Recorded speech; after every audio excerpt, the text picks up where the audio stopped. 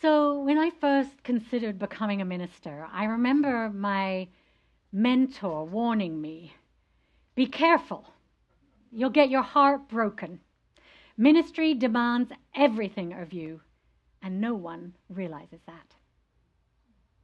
I didn't listen, of course. I went to seminary compelled by a calling that I couldn't ignore, a longing to create a more loving, compassionate world and to help people remember who they are at their best when the world has tried to make them forget. Now, at first, I didn't think I wanted to be a parish minister because being accountable to 200 or so people, to all their projections and their demands, felt like an absolutely impossible task. I'm a mere mortal, after all, with my own lessons to learn and a tender heart.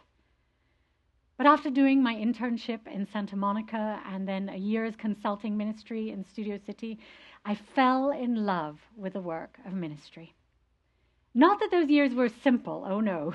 On the contrary, they exposed me to the complexity and messiness of ministry, serving people who disagreed about many things and who found themselves entangled in the very things many of us struggle with. Like, how do we get along with others when they have really different worldviews? Or how do we navigate conflict and live in covenant, in community with one another? But there is something about being part of a community, wrestling with that tender work of being human, being amongst people who are trying to understand one another better, who are making attempts at creating a more loving world, and who want to learn and grow. That was actually utterly compelling to me.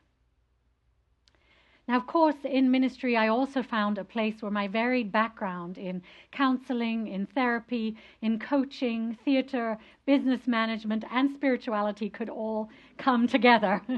Finally, I felt like I didn't have to leave a part of me aside. I could bring it all for a higher purpose. I could serve the longings of the heart.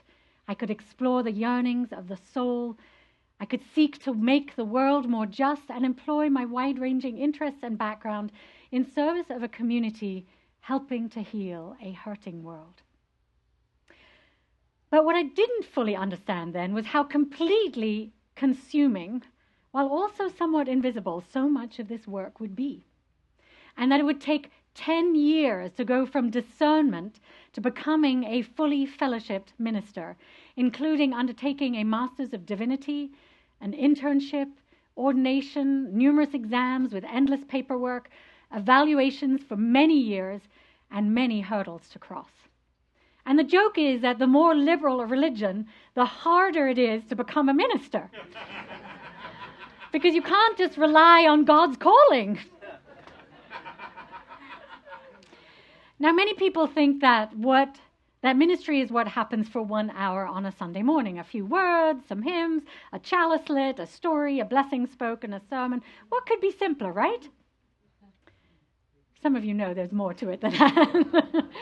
But because we have so many people here who are new, and some of you who've asked recently, I thought I'd share what ministers actually do beyond Sundays, and why I don't preach every week, or why I go on study leave and sabbatical. And of course, these are great questions, so I wanted to take you behind the curtain a little bit, or maybe behind the swinging doors of the kitchen. So think of Sunday morning as a beautiful meal served in a cozy restaurant. What you see is the plate brought to your table, thoughtfully arranged and hopefully delicious. But back in the kitchen, it's a whole other story. That's where the prep happens, the chopping and the stirring, the sauces simmering, the staff coordinating, the menus created, the late deliveries and the unexpected fires to put out. Some days I feel like the head chef, and other days I'm also the dishwasher, the host, the server, the head of HR, and the one plunging the clogged sink. So each worship service is a creative collaboration. I choose the topic, the readings, stories, work with Anthony on the music, meditation, and message. And there are no rehearsals. Every week, it's a brand new production brought to you fresh, hot off the press. In theatre, we had 6 weeks of rehearsals before we did something like this. In Unitarian Universalism, we don't have a set lectionary or a prescribed message as you do in Christianity and some other religions. So we get to choose, which means we also have to choose and discern and wrestle with what matters most right now, what needs to be said, and how can I minister to the needs of the day? What are people's hearts and souls longing for? And of course, that kind of spiritual creativity takes time and care. Now, a sermon and service take me about 15 to 20 hours each week to research, reflect on, write, and shape. And I'm not trying to deliver a TED talk or a university lecture or even a how-to list for happiness. I'm trying to craft something that feels like a cool drink in a hot, dry week. Something that reaches you where you are and helps you make meaning and feel less alone and more centered and breathe a little deeper. And something hopefully inspiring in some way. But there's a whole lot more happening in the background that makes this feast. So each month I attend or lead somewhere between 25 to 30 meetings. And these include our board, the council, staff, worship, pastoral care, religious exploration, justice teams, interfaith coalitions, finance, stewardship, membership, the auction, and more. And I meet with staff and our board president every week, one-on-one, to support their work, collaborate, and troubleshoot issues. And also, many of you may have experienced my pastoral care, which I offer to folks who are grieving, or who are struggling with something in life, or who are sick, or who are discerning a new path. I officiate weddings and memorials and special blessings. And of course, every week I write and write and write sermons, newsletters, congregational reports, grants, policies, and edit news and notes. And other times I wake up very early, 3 or 4 or so, to catch inspiration for a sermon. Now, you may also encounter me developing and teaching classes like the one I'm teaching right after worship today on gratitude, or planning committee retreats, or working with justice partners, or out at a rally. You may find me helping to organize the auction, or the pledge drive, and troubleshooting tech, or mediating conflict, and planning the next season of services. And I'm also out in the community, meeting with interfaith and UUMA colleagues, as well as UUA staff, to keep abreast of our denomination's direction and collaborate with local partners. And of course, as I mentioned earlier, there's responding to hundreds and hundreds of emails and messages each week. And yes, sometimes I can't sleep thinking about how to solve problems I have little clue how to solve, like how to deal with authoritarianism, or how to keep immigrants safe, or how to deal with Zoom bombings. But all of these things come across my plate. So some days I'm a therapist, other days I'm a coach or a spiritual companion.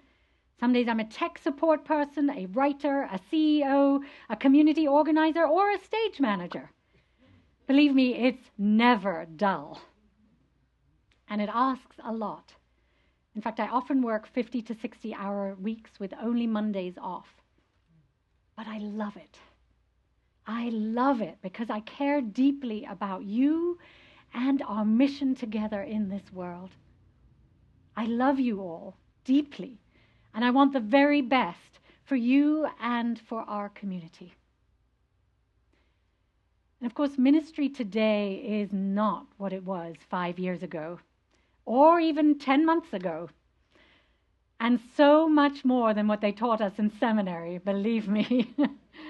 Every day there's they didn't teach us this in seminary, that happens. The landscape keeps shifting. And I watch the news every day to keep abreast of how our world is being impacted so that I can meet the unbounded need of these days, or at least try.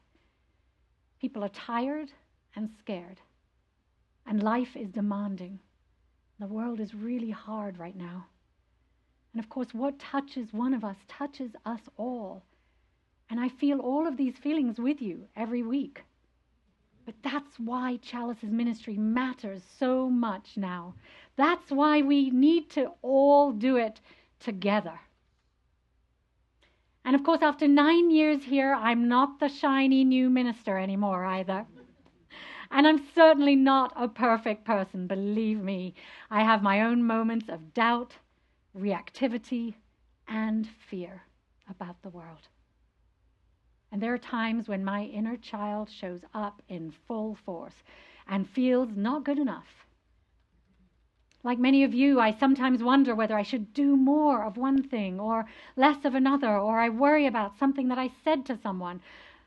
But then I try to catch myself, and I remember to accept that I have strengths and weaknesses, just like anyone else here. So I simply can't be everything to everyone, try as I might. But if there's something that I can do to help you, I will. And if I can't, I'll be honest. And believe me, you can always come and talk to me. I hope you know that. And don't ever think I'm too busy. I am busy, yes, but I care deeply about what's going on for you. So please feel free to reach out in need. So no, I don't preach every Sunday. And no, those non-preaching weeks aren't time off. They are the time when I can focus on the mountain of other responsibilities while also leaving some room for reflection, for learning, for reading, and the inevitable surprises. Now, the UUA recommends that ministers preach about 32 Sundays a year, and that helps ensure that the work is sustainable, and it also gives space for other voices. Because, my friends, this is not a solo act. We are a shared ministry, like I shared in the story earlier. Every committee member, every worship associate, chalice circle leader, RE teacher, board member, visiting steward, musician, and pastoral care provider, you're all ministers in this congregation too. That's how this place works. We share our ministry, and we're so much more together than we could ever be alone. So now about study leave and sabbatical. How do those help the congregation? It's a good question. First of all, stability. The pace of ministry can burn people out. And many ministers are quitting these days because of the enormity of the expectations of this time in our lives and the work. Most ministries average about 7 years or less because of the stress of the work. In fact, there's currently a shortage of ministers. So sabbaticals and breaks allow me to continue serving you for the long haul with clarity, with energy, and with presence. And secondly, inspiration. When I return from time away, I come back refreshed and brimming with ideas and stories. After my last sabbatical, I had 12 sermon outlines waiting to be written from all of the crazy things that happened to me during sabbatical. Third of all, empowerment. When I step back, others step forward. Right, Tim? That's right. Guest ministers, lay leaders, and new voices bring energy and fresh perspective. You get to remember how important your contribution is to our co-creation and to be guided by our mission in which we nurture spiritually courageous people who transform the world through justice and compassion. And we do that by building a community grounded in love, belonging, and courage together, by living into our values and mission with integrity together, and that takes constant recommitment and spiritual practice. So yes, my friends, Sunday might be the plate that gets served up each week, but the recipe, the prep work, the kitchen crew, that's the part we all share. Just like a restaurant, ministry is not about one person at the front of the room. It's about all of us co-creating something beautiful, meaningful, and resilient together. And it's about accompanying one another through the complexities of life and figuring out how we can all grow into the best versions of ourselves. And it's about navigating these challenging times together, holding one another in care and inspiring each other to keep on keeping on. We need one another now, my friends, more than ever. And I am so grateful to be in that kitchen with you, co-creating magical dishes that we can serve up to those who are hungry for meaning, purpose, justice, and love.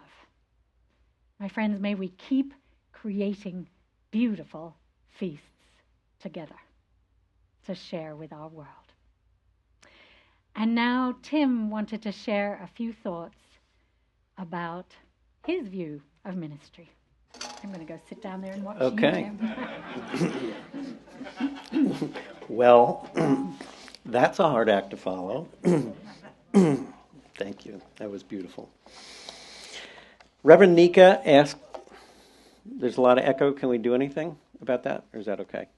I think you're good. Oh, no? Oh, I'm just hearing myself. Okay.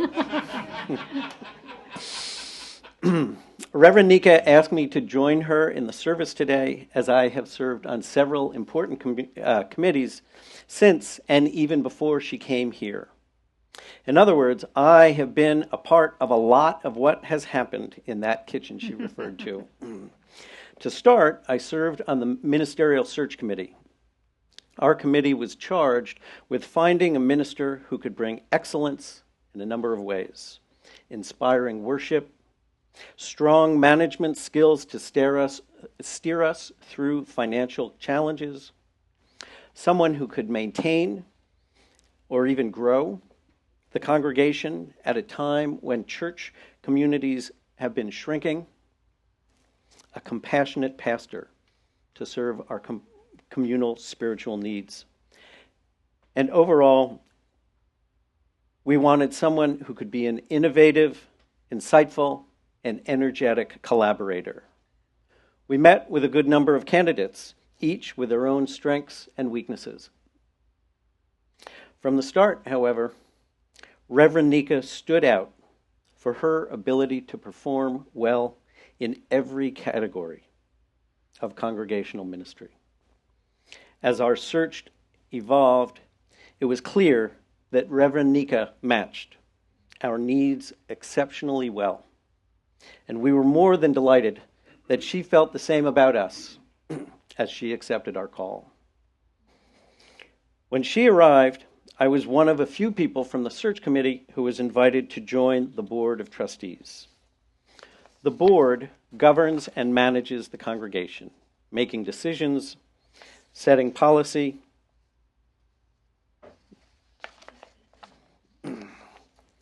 and handling finances.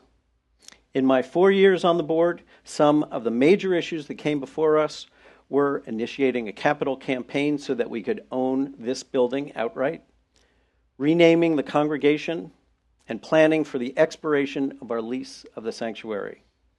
Any of these situations could have been a disaster. Working on the search committee had brought me into contact with many congregations, and I saw that complicated issues like these, if handled poorly, can leave lasting scars on a community. Reverend Nica and the board have been proactive, steady, and circumspect in navigating the many challenges that have come to us.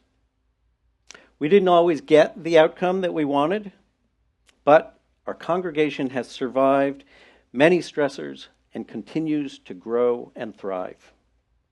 Under Reverend Nica's leadership, we have a culture where our values and our covenant guide the ministry we co-create. After the board, I was invited to join the Committee on Shared Ministry, which handles the other side of the coin from the board, attending to the spirit of the congregation and the minister.